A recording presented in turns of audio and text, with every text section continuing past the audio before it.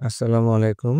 এখন আমরা দেখব ২০২৪ সালের এসএসসি পরীক্ষায় সেন্টেন্স ট্রান্সফরমেশন অংশে অ্যাফার্মেটিভ থেকে যে নেগেটিভ প্রশ্নগুলো এসেছিল সেগুলোর সমাধান। এই ভিডিওটি দেখলে তোমরা যারা আগামীতে এসএসসি পরীক্ষা দিবে তাদের জন্য ১ মার্ক অন্ততপক্ষে কমন পাওয়া সহজ হবে।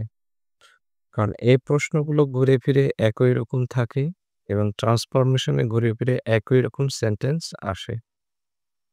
তো এখানে আমি ১০ টি সেন্টেন্স পেয়েছি যেগুলো ২০২৪ সালে এসেছিল। প্রত্যেকটা বোর্ডে একটা করে অ্যাফার্মেটিভ থেকে নেগেটিভ এর ট্রান্সফরমেশন ছিল। শুধুমাত্র একটা বোর্ডে ২ টা আসছিল। তো ১ম প্রশ্ন ছিল "It dazzles our eyes and soothes our heart." dazzle মানে হচ্ছে ঝলমলানো, soothe মানে হচ্ছে প্রশমিত করা, প্রশান্ত করা। তাহলে এটি আমাদের চোখকে ঝলমলিয়ে দেয় এবং হচ্ছে অন্তরকে প্রশান্ত করে। তো এখানে নেগেটিভ যে ট্রান্সফরমেশন করার সময় এই বাক্যটি হা বোধকে আছে। তো এন্ড দিয়ে যে বাক্যগুলো থাকবে সেই বাক্যগুলো খুবই সহজ। এন্ড এর আগে এবং পরে যেই নাউন থাকবে সেই নাউন অথবা অ্যাডজেক্টিভ সেগুলোর সাথে আমরা শুধু বোথ আর এন্ড এইটাকে নট অনলি বাট অলসো দিয়ে করতে পারি। তাহলে এখানে আমরা দেখতে পাচ্ছি যে এন্ড এর আগে আছে আওয়ার আইস, এটা একটা নাউন ফ্রেজ। আর এর পরে আছে হচ্ছে hour heart.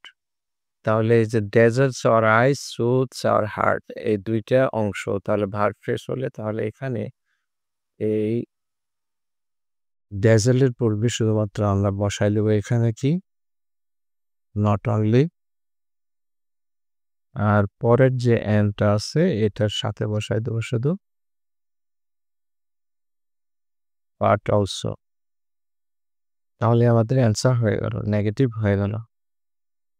Our winter is dry and rainless. আমাদের শীতকালে শুকনা থাকে এবং বৃষ্টি হয় না। তো এটিও খুব একই নিয়মে করব আমরা, যেহেতু ড্রাই অ্যান্ড রেইনলেস আছে তাহলে অ্যান্ড এর আগের অংশটা হচ্ছে একটা অ্যাডজেক্টিভ আর পরের অংশ আরেকটি অ্যাডজেক্টিভ। তাহলে এই অ্যাডজেক্টিভের আগে আমরা এখানে বসায় দেব হচ্ছে নট অনলি। আর পরের যে অ্যান্ডটা থাকবে সেখানে বসায় দেব হচ্ছে বাট অলসো। তাহলেই হয়ে গেল আমাদের নেগেটিভ। তাহলে আমাদের শীতকাল শুধুমাত্র যে শুকনো থাকে তা না, বৃষ্টিও হয় না। তো পরের বাক্য আমাদের আছে এভরিবডি অ্যাভয়েডস এ করাপ্ট পারসন। প্রত্যেকে একজন দুর্নীতিগ্রস্ত লোককে এড়িয়ে চলে। তো এটি নাবাদক করতে গেলে এভরিবডি থাকলে এটা আমরা খুবই সহজে করতে পারি। কিছু শব্দ দেখব আমরা যেগুলোর বিপরীত শব্দ দিই। তাহলে এভরিবডির পরিবর্তে আমরা এখানে দিতে পারি হচ্ছে নান, কেউ না।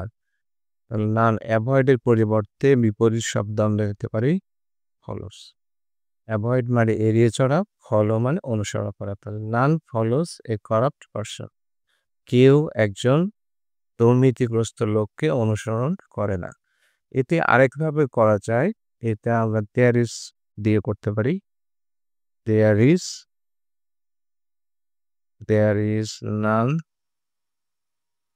But avoids a corrupt person.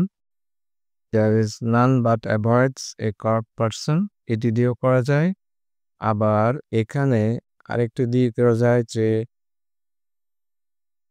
there is none who doesn't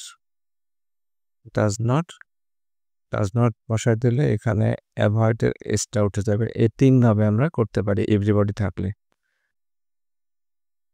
তারপরে বাক্য দেখি everyone likes the hilsa fish of the river. এটাও আমরা ৩ ভাবে করতে পারি।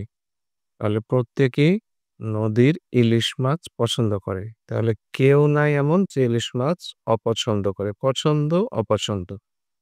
তাহলে এখানে এভরিবডিটা আমরা বসায় দিতে পারি হচ্ছে নান বা নোবডি। লাইক টেনে যাবে ডিসলাইকস। তাহলে আমাদের অ্যান্সার হয়ে গেল। এই অ্যান্সারটা আমরা আগেরটার মতো করে আবার এভাবেও করতে পারি। দেয়ার ইজ দিয়েও করতে পারি there is none but likes the hilsa fish of the river. আবার এইটা আরেকভাবেও করতে পারি আগের মতো করে রুটাসেন্ট দিয়ে, যে there is none who does not লাইকসটা তখন হয়ে যাবে লাইক। তাহলে এমন কেউ নাই যে ইলিশ মাছ নদী পছন্দ করে না। এরপরের বাক্য, a journey by train is always enjoyable. ট্রেনে ভ্রমণ সবসময় আনন্দদায়ক। তাহলে এনজয়েবল এটা আনন্দদায়ক, এটার বিপরীত শব্দ হচ্ছে বোরিং। অলওয়েজ এটির বিপরীত শব্দ হচ্ছে নেভার। তাহলে জার্নি বাই ট্রেন ইজ অলওয়েজটা কি দিয়ে দেবো শুধু নেভার, আর নেভার এনজয়েবলের পরিবর্তে দিয়ে দেবো হচ্ছে আমরা বোরিং। তাহলে journey by train is always enjoyable মানে হলো ট্রেনে ভ্রমণ সবসময় আনন্দদায়ক। আর এটাকে ট্রান্সফরমেশন করলাম যখন নেগেটিভে, অর্থ অপরিবর্তিত রেখে, তখন এটির অর্থ হলো ট্রেনে ভ্রমণ কখনো বোরিং না বা নিরানন্দ না। এরপরের প্রশ্ন 6 নম্বরে, ইনিশিয়ালি প্রাথমিকভাবে the questions May SIM difficult. প্রাথমিকভাবে প্রশ্নগুলো দেখে মনে হতে পারে যে সেগুলো কঠিন। তাহলে এখানে অ্যাডজেক্টিভ আমরা দিচ্ছি ডিফিকাল্ট। ডিফিকাল্টের বিপরীত শব্দ হচ্ছে ইজি। তাহলে এখানে মে আছে, এখানে শুধু বসাই দেবো মে নট, তারপরে এখানে বসাই দেবো হচ্ছে ইজি, শেষ। তাহলে প্রাথমিকভাবে প্রশ্নটি দেখে মনে হতে পারে যে এটি সহজ নয়। আর প্রাথমিকভাবে প্রশ্নটি দেখে মনে হতে পারে যে এটি কঠিন, একই কথা। ইনফ্যাক্ট প্রকৃতপক্ষে moonlit night is very pleasant. তো প্লেজেন্ট মানে হচ্ছে আনন্দদায়ক বা মনোরম, আর এটার বিপরীত শব্দ হচ্ছে আনপ্লেজেন্ট। তাহলে in fact A moonlit night is not, তাহলে এই যে একটা নট বসাই দেবো আগেরটার মতোই, তারপরে প্লেজেন্টের সামনে শুধু বসাই দেবো হচ্ছে আনপ্লেজেন্ট। তারপরের বাক্য আছে, by following the process, every student can achieve a good result in an examination. Affirmative sentence এ প্রথমে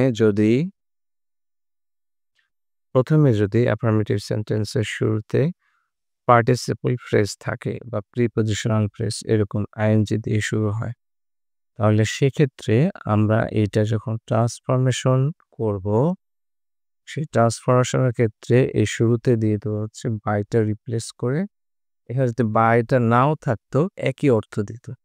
তাহলে বাইয়ের জায়গায় আমরা এখানে বসাই দেবো without following the process every student, এভরির জায়গায় খালি চেঞ্জ করে দিয়ে দেবো নো। তাহলে no student can achieve a good result in an examination. তাহলে উইদাউট ফলোয়িং দ্য প্রসেস, প্রক্রিয়া অনুসরণ করা ছাড়া কোনো ছাত্র পরীক্ষায় ভালো রেজাল্ট করতে পারবে না। আর উপরের বাক্যটির অর্থ হলো যথাযথ প্রক্রিয়া অনুসরণ করে প্রত্যেক ছাত্র পরীক্ষায় ভালো রেজাল্ট করতে পারবে, একই অর্থ। তাহলে পরের বাক্যে শুধুমাত্র আমরা এই যে নো স্টুডেন্ট বসায় দেওয়ার কারণে বাক্যটি নেগেটিভ হয়ে গেল। পরে being industrious everyone can prosper in life, এটিও খুব সহজ আগের নিয়মের মতোই। তাহলে বিইং ইন্ডাস্ট্রিয়াস এখানে আমরা বসাই দেবো শুধু উইদাউট বিইং ইন্ডাস্ট্রিয়াস, এখানে বিটা ছোট হাতের হয়ে যাবে, এভরিওয়ানটা পরিবর্তন হয়ে যাবে নান। তাহলে being industrious none can prosper in life, কেউ জীবনে উন্নতি করতে পারে না।